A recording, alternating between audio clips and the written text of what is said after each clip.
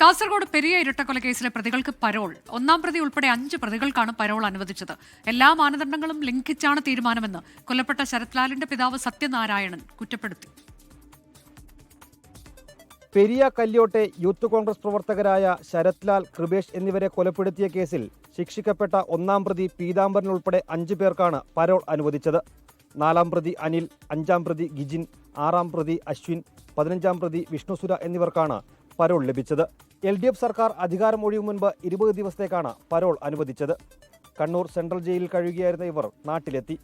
ഇത് 3-ാം തവണയാണ് പീതാംബരന് പരോൾ ലഭിക്കുന്നത്.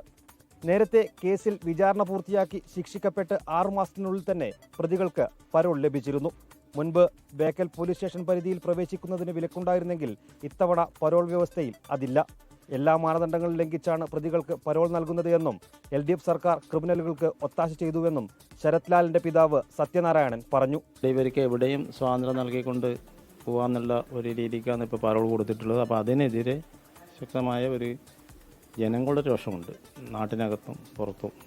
അപ്പോൾ അതൊരു വലിയൊരു കലാപാന്തരീക്ഷത്തിലേക്കാണ് ഇപ്പോൾ കാര്യങ്ങളുടെ പോക്ക്. അപ്പോൾ ഈ പ്രശ്നങ്ങൾ പരിഹരിച്ച് മുമ്പോട്ട് കൊണ്ടുപോകാൻ പറ്റുന്ന നിലയിലുള്ള ഒരു നടപടി വേണമെന്നുള്ളത് നമ്മൾ സർക്കാരിനോട് ആവശ്യപ്പെടും.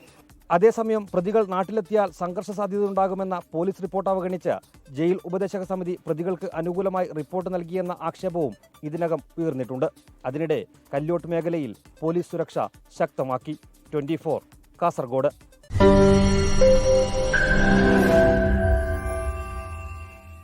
ലോകത്തെവിടെയായാലും ഏത് സമയത്തും 24 വാർത്തകളും ഓഗ്മെന്റഡ് റിയാലിറ്റി പാക്കേജുകളും എക്സ്പ്ലെയിനറുകളും വിശദമായി കാണാൻ ഞങ്ങളുടെ യൂട്യൂബ് ചാനൽ നിങ്ങൾക്ക് സബ്സ്ക്രൈബ് ചെയ്യാം.